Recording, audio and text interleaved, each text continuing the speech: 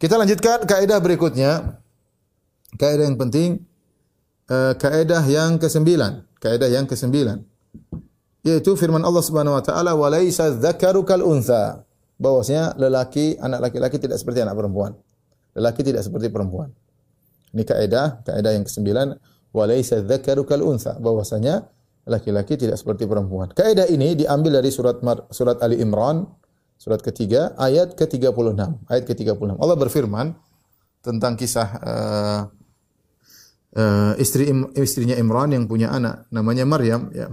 Imratu Imran, istrinya Imran.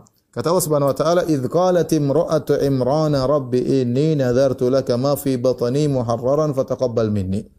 Tatkala istrinya Imran berkata, "Ya Rabbku, aku bernadar kepada engkau." Ketika dia dalam kondisi mengandung. Ya, dia mengandung. Dia tidak tahu kandungannya ini laki-laki atau perempuan, tapi dia berharap laki-laki. Dia mengatakan, "Ini nadartu laka ma fi batni muharraran." Ya Allah, aku bernadar kepada engkau. Kalau anakku lahir, maka dia akan menjadi khadim di Masjidil Aqsa. Muharraran. Itu dia akan dibebas, dia akan fokus untuk berkhidmah di Masjidil Aqsa. Fataqabbal minni, ya Allah terimalah nazarku ini. Innaka anta samiul alim. Sungguhnya engkau Maha mendengar lagi Maha mengetahui. Kemudian kata Allah, "Falamma wada'atha." Tatkala dia melahirkan, qalat rabbi wada'tuha untha. Ternyata yang lahir bukan laki-laki.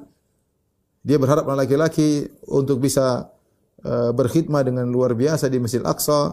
Ternyata yang dilahirkan anak perempuan. Inni wada'tuha untha, ya Rabbku, ternyata aku melahirkan dia anak perempuan. Wallahu a'lamu bima wada'at, dan Allah tentu tahu anak yang lahir laki-laki atau perempuan. Allah tahu, sedangkan belum lahir saja Allah tahu, apalagi sudah dilahirkan. Wa laisa dzakaru kal untha, kata Allah, dan tidak sama laki-laki dengan perempuan. Wa inni, atau ini ada khilaf perkataan Allah atau perkataannya Maryam, ya. Wa inni sammaituha Maryam, dan aku menamakan anak perempuan ini dengan Maryam. Wa inni u'idzuha bika wa dzurriyyataha minasyaitonir rajim. Aku minta perlindungan kepada Engkau ya Allah agar melindungi putriku ini dari gangguan syaitan dan dari keturunannya dari gangguan syaitan, ya. Sehingga dikatakan Maryam ketika lahir tidak diganggu syaitan, demikian juga Isa ketika lahir dari Maryam tidak diganggu syaitan karena doa ibunya Maryam, ya. Inni u'idzuha bika wa dzurriyyataha minasyaitonir rajim. Aku berlindung kepada Engkau ya Allah agar dia tidak diganggu syaitan, juga keturunannya tidak diganggu syaitan. Taib. Intinya ternyata yang lahir perempuan bukan laki-laki. Tentunya benar, walaysa dzakaru kal untha. Laki-laki tidak sama dengan perempuan dari sisi fisik. Beda kalau laki-laki yang lahir maka dia akan berkhidmah di Masjid Aqsa dengan sempurna. Dia akan belajar, mungkin jadi dai, mungkin dia berkhidmat, tenaganya kuat, mungkin bisa ngangkat ini, ngangkat anu. Berbeda dengan perempuan. Perempuan fisiknya lemah, lebih tersembunyi, tidak tampil di hadapan orang banyak, sehingga tidak sama. Meskipun Maryam akhirnya banyak beribadah, tapi dia tidak seperti kalau seandainya laki-laki. Ya, ini kaidah walaysa dzakaru kal untha, kaidah yang tepat dalam Islam, dan Allah menyebutkan dalam beberapa ayat yang lain yang menunjukkan memang laki-laki tidak sama dengan perempuan, tidak sama dengan perempuan. Seperti firman Allah Subhanahu wa taala dalam ayat yang lain, "Ar-rijalu qawwamuna 'alan nisa bima faddalallahu ba'dahum 'ala ba'd." Para laki adalah pemimpin para wanita, ya, dengan apa yang Allah berikan kepada laki tidak dimiliki oleh wanita, ya. Jadi laki adalah kepala rumah tangga, mereka yang mencari nafkah, yang mereka berinfak. Kemudian juga firman Allah Subhanahu wa taala, "Walirijali 'alaihinna darajah." Lelaki memiliki satu derajat lebih daripada wanita. Bukan dalam hal iman dan takwa, enggak ya, jangan salah paham. Iman dan takwa laki-laki perempuan sama saja. Tapi dalam hal kepengurusan rumah tangga, dalam hal qawamah, ya, dalam hal tersebut laki-laki memiliki derajat lebih tinggi daripada wanita. Adapun kewajiban dan keimanan, ketakwaan, maka laki-laki dengan perempuan sama saja. Ini kaidah perlu kita cermati, mengingat di zaman sekarang suara-suara kaum liberal semakin kuat, ya, ingin mengadakan al-musawat, persamaan, ya, antara laki-laki dengan perempuan, ya, dalam segala hal, ya. Tentu ini adalah kesalahan. Emansipasi dalam segala hal, ya, adalah kesalahan. Ya, kita bilang laki-laki dan perempuan sama dalam banyak hal, tetapi dalam beberapa hal tidak boleh disamakan. Tidak boleh disamakan. Karenanya dalam Islam tidak dikenal namanya persamaan, yang dikenal adalah keadilan. Yang dikenal adalah keadilan. Apa itu keadilan? Wad'u syai' ala mawdhi'ihi, meletakkan suatu pada tempatnya. Ya. bukan menyamakan. Dan Islam tidak mungkin menyamakan hal yang berbeda. Islam pasti menyamakan yang sama, dan Islam tidak mungkin menyamakan hal yang berbeda. Kalau berbeda maka hukumnya berbeda. Kalau sama maka hukumnya sama, ya, maka hukumnya sama, ya. Kalau ada, gampangannya saya sering sampaikan contoh, ada dua orang di kelas, dua anak ini pintar, maka dua-duanya dapat ranking, ya, karena sama-sama pintar. Tapi kalau satunya pintar, satunya goblok, bahkan satunya malas belajar, nilainya minus bukan cuma 0, kemudian disama-samakan ranking 1, ya, ini namanya kezaliman. Kezaliman disamakan tapi kesalahan yang menimbulkan kezaliman. Satu sudah belajar setengah mati, kemudian sudah mengulang-ulang pelajaran sampai nilainya 100, yang satu enggak belajar, ngisinya ngawur-ngawur sampai nilainya minus 10, kemudian disamakan ranking 1. Ini persamaan enggak? Persamaan benar, tapi adil? Enggak adil.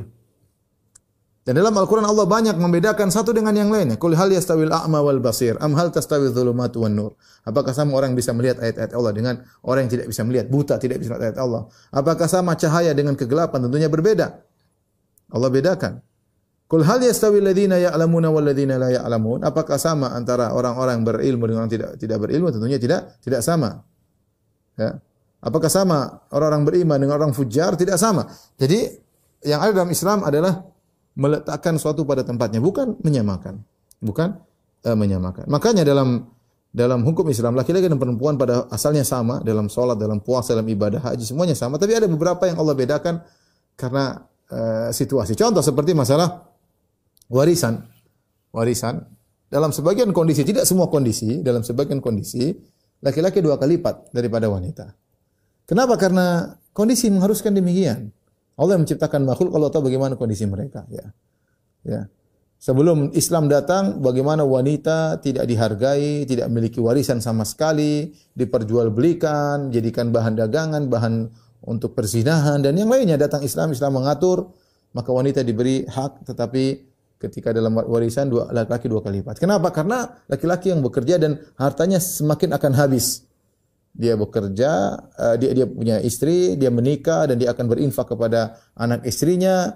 Dia mungkin akan membangun rumah untuk anak istrinya, dia mungkin beli kendaraan buat anak istrinya kalau dia menikah, dan ini menunjukkan hartanya semakin habis. Beda dengan perempuan. Kalau perempuan tentunya tidak. Dia punya harta, kemudian kalau dia menikah dia dapat mahar tambahan, dia punya walinya akan berikan dia harta, ya.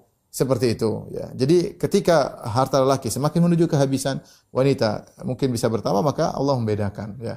Karena wanita lelaki kalau nikah harus bayar mahar, kemudian persiapan macam-macam, maka lelaki 2 kali lipat. Allah yang menentukan demikian, ya. Demikian juga misalnya orang liberal mengatakan, kenapa persaksian wanita dihitung setengah dari persaksian lelaki, ya? Seperti firman Allah Subhanahu wa taala, wastashhidu syahidaini min rijalikum. Hadirkanlah 2 saksi di antara para lelaki. Fa illam yakuna rajulaini farajulun wa imra'atani mimman tardawna minasyuhada. Kalau tidak 2 laki-laki, enggak apa-apa yang jadi saya 1 laki-laki dan 2 perempuan.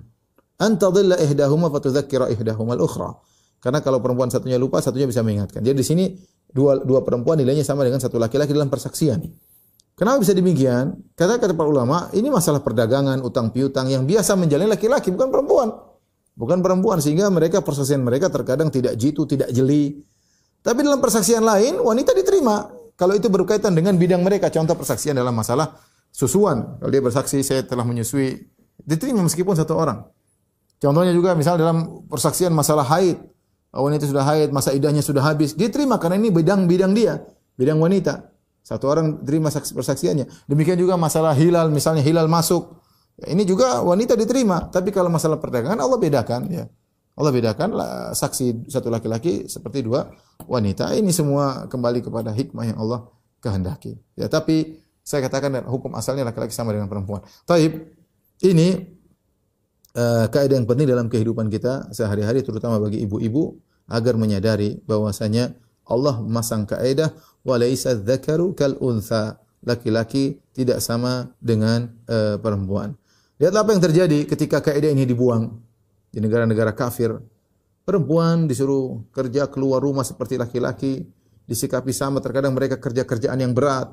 Dan mereka ada yang supir ini, supir anu, kasihan, ya. Di antara mereka mungkin ada yang kerja misalnya ngangkut sampah dan yang lainnya seperti laki-laki, ya. Ya. Saya rasa mereka tidak akan bisa menerapkan persis laki-laki sama perempuan. Pasti mereka akan ada pembedaan. Tapi mereka ingin berusaha menyamakan, tapi pasti ada pembedaan. Karena perempuan, bagaimana perempuan? Dia dengan kelembutannya dibutuhkan untuk pekerjaan yang pas buat dia. Ya. Dia di rumah mengurusi anak itu tidak mungkin laki-laki bisa mengerjakannya. Kelembutannya, sikap perasanya, ya, sikap bapernya itu dibutuhkan dalam kehidupan rumah tangga. Sikap manjanya disenangi oleh laki-laki. Disenangi laki-laki, ya. Ini yang dibutuhkan. Jadi keadilan menempatkan perempuan pada tempatnya. Ketika kaidah ini dibuang, alaysa dzakaru kal untha, laki-laki tidak sama dengan perempuan, dibuang, disamakan laki-laki sama perempuan dalam segala hal, maka ini terjadi kerusakan. Akhirnya seorang wanita yang nekat untuk menyamakan dirinya dengan laki-laki, ya, bisa menyamakan dirinya ingin menyamakan dirinya dengan laki-laki, maka akhirnya dia akan mengorbankan sikap kewanitaannya. Ya, berarti dia buang sifat wanitanya. Dia akan mengorbankan kelembutannya, ya. Dia akan mengorbankannya rumah tangganya terkadang. Dia akan mengorbankan anak-anaknya terkadang. Ya, harus keluar, harus bertarung dalam pekerjaan yang berat. Ini anaknya terbengkalai, kemudian terbengkalai seperti itu. Ini kenyataan pahit yang kita lihat. Yang seharusnya perempuan terhormat di rumah, suaminya yang kerja, dia di rumah jadi ratu di rumahnya. Terkadang dia harus membantu pekerjaan rumahnya. Disitulah kebahagiaan dia. Itulah kebahagiaan dia, bahagia dengan anak-anaknya, bahagia dengan suaminya, bahagia dengan mengurus sifat wanitanya, mengurus rumahnya. Seperti itu wanita seharusnya. Islam membuat kaidah berdasarkan fisik wanita dan bagaimana perasaan wanita. Kalau mau disamakan antara perempuan dan laki-laki, ini kezaliman. Ini adalah kezaliman. Oleh karenanya banyak dari antara mereka orang-orang non-muslim yang mengakui akan pentingnya kaidah ini, ya.